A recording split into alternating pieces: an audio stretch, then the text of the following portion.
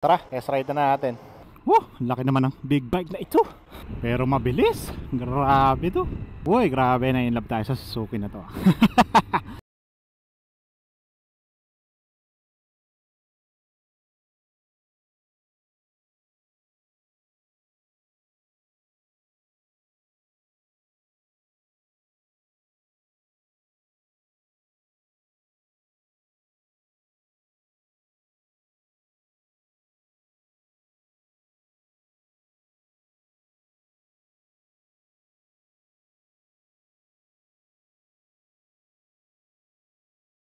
Tara, test ride na tayo. Yun know? Napakalupet. So sakto, kakulay pa ni Pablo. 1050 DE. So ito yung 1000cc. Yun know? So makikita nyo, ang laki ng forks. So 1050 pala to. V-twin pa to. So ito pa yung 1000cc V-twin adventure bike ni Suzuki. Adventure bike na adventure bike. So meron na rin siyang kasamang. May kasama na rin siyang tabak. So kompleto na talaga. Meron na rin siyang handguard. Adjustable itong kanyang windscreen. Kaya kung makikita natin, kompleto na. Sasakyan mo na lang. Meron na nga rin itong crash guard. Ewan lang natin kung kasama to sa stock. No? Sasakyan na lang pala itong V-Strom na to. Napakalupit. So tara, test ride na natin. At least malayo-layo yung pwedeng ipa-test ride sa atin ni Suzuki. Ang laki. Yan lang ang problema natin sa mga big bikes, no? Yan. Mabigat. So, kung makikita nyo, meron na rin siyang TFT display. Ang ganda, oh. Start natin. Yun, oh. Kulang alam ko rinig, may music lang ngayon. Mamaya natin check yung kanyang engine. Pero matupit to, V-twin engine yan. So, hindi naman siya ganun kataas, masakto lang. Medyo nakalin lang yung kalsada, kaya medyo ano. Kasi Ma'am March yung nag-coordinate nung test ride sa atin. So, tara, test ride natin tong 1050. Laki naman ng big bike na ito. Grabe.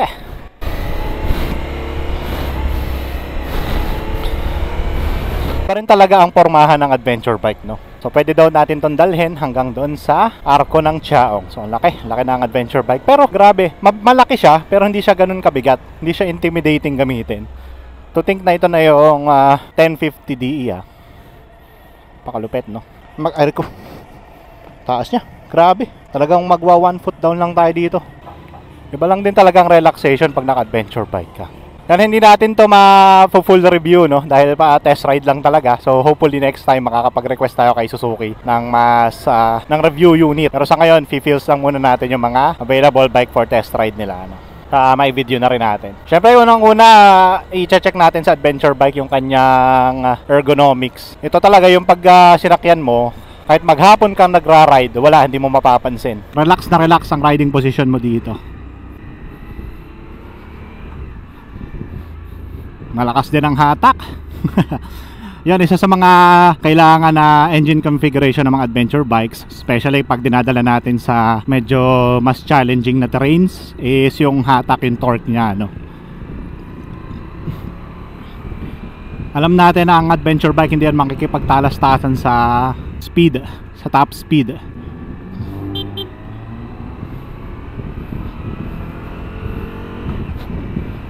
Pero mabilis. Grabe to. Ganda rin. Napaka-smooth ng shifting niya. Uy, grabe na in love tayo sa Suzuki na to. Ang ganda ng engine. Although twin engine to, pero hindi siya ganun ka-vibrate. Grabe. Pwede mo tong dalhin sa malayo talaga. Pag gugustuhin mo talaga na lumayo, mag-travel, talaga mag-tour, samang motor na to, hindi ka papahiyaan ito ang V-Strom. Tapos kung titingnan mo yung bike, pag imamaneuver mo out of the parking, malaki siya, mabigat siya. Pero pag ginagamit mo na, magana yung bike. Ayan, kaya mo siyang ilikot-likot. So nakakatulong din actually yung lapad ng handlebar doon. Tapos yung gulong kasi din natin sa unahan is mas malaki. Hindi ako nagkakamali, naka 21 inches na to sa unahan Ang smooth ng gearing niya. Yan o, sasaglit ang 100. Sinaglit natin mga boss ang 100. Solid to, solid. At buti na lang malayo din yung pa test ride kung saan pwedeng dalhin. Pero at least pwede natin dalhin dito hanggang sa Arco ng Chaong. Kasi kung dun lang, hindi natin makikita yung capabilities ng bike. Talagang medyo sikipan kasi dun sa atin. So dito at least may open area, makikita mo yung yung kanyang capabilities sa long stretches. Especially dito sa V-Strom, no. Ito talaga yung pinagmamalaki niyan, yung long ride capabilities. Ang sarap. Tayo galing din tayo sa mini adventure bike, yung ating CLX 700 Adventure. Malapad din ang handlebar nun. Actually medyo nanawat ng alay naman tayo doon, no? Dahil nga masyado naman siyang relaxing. Pero okay to kung naghahanap ka talaga ng touring bike. Grabe, iba yung capabilities nito. Talagang hindi ka papagodin nito. Dadalhin ka nito sa Bicol, sa Norte. Kaya mo mag Philippine loop dito nang wala lang. Yun, so mapapansin natin naka assist and sleeper clutch na rin to. Meron din siyang mga riding modes. Although dito sa maliit na test ride na to, hindi na natin siya gagalawin, Doon na lang muna tayo sa kung ano yung stock na ride mode na sinet ni Suzuki para sa atin. Meron din siyang traction control. So talagang batak na batak sa technology ang Suzuki V-Strom na ito. Dual channel ABS na rin tayo, syempre. Dual disc sa harap, single disc sa likod. And adjustable ang ating windscreen. Hindi na natin tinaas kasi hindi naman tayo lalayo ng masyado. Hindi rin naman tayo makakabilis.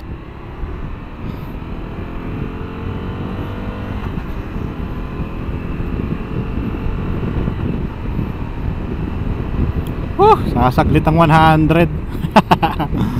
Napakalupit, no? Although mabilis yung shifting niya, pero ganun kasi ako, mabilis ako mag-shift up, especially pag nahingi na yung motor, no? And characteristics din naman talaga ng mga twin engine yan. Solid tong motor na to. Gahanap kayo na all-around bike, pwede nyo i-consider tong V-Strom na ito, no? Syempre medyo disadvantages niya lang, ayun nga, malaki and mataas ang kanyang seat height. Kung tayo magkakahirapan, pag natigil tayo madalas sa traffic, dapat medyo may height ka dito. Or kahit walang height, kung sanay ka sa 1 foot down system, kaya naman. O lalaksan-laksan mo lang ang iyong mga legs. And kung hindi ka pa masyadong sanay sa big bike, I think mas maganda mag-practice ka muna sa ibang starter big bikes dyan sa market. Kung sanay ka naman sa big bike tapos gusto mo ay one big bike na lang ang iyong nasa stable, nasa parking, dahil mahal mag-maintain ng mga iba't ibang klaseng big bike, no? So ito, Suzuki V-Strom. Talagang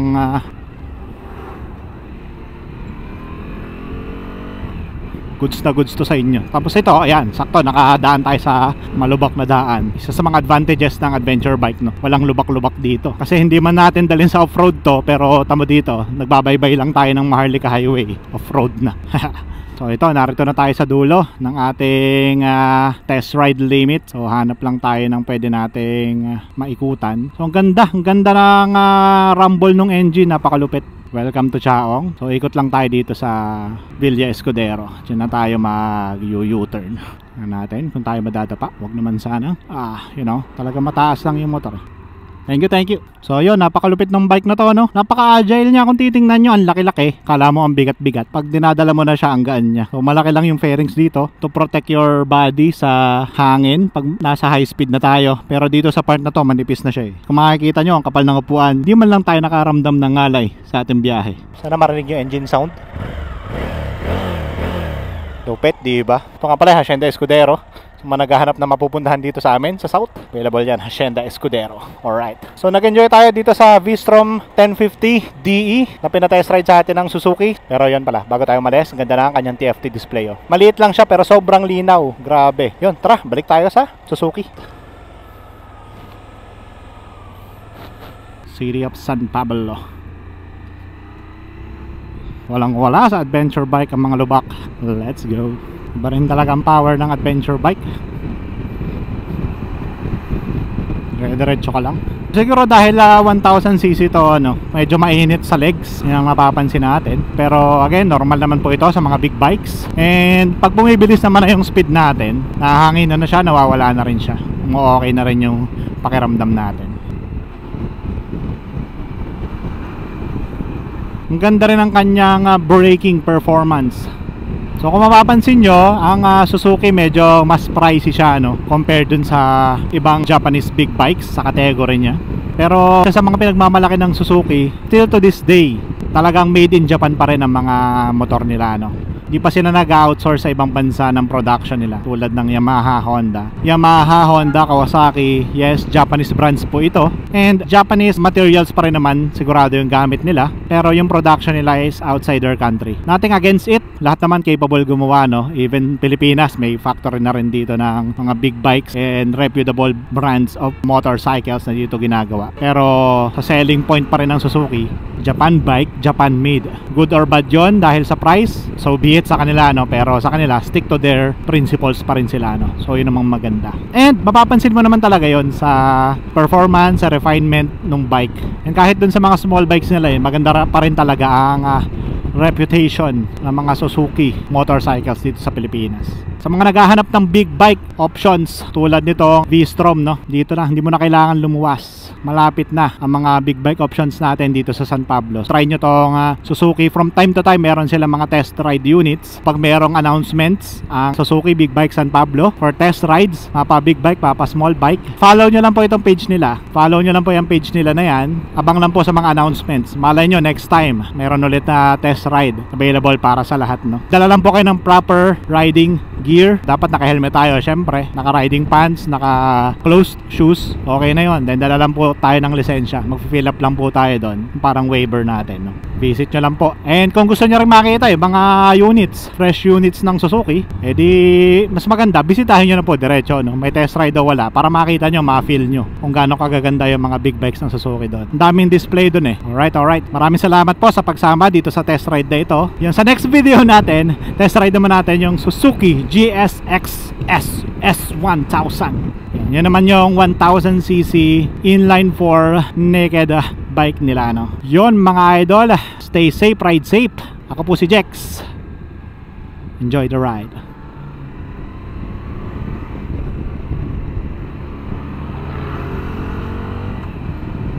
Woo! Sarap ng V-Strom, napaka-nimble.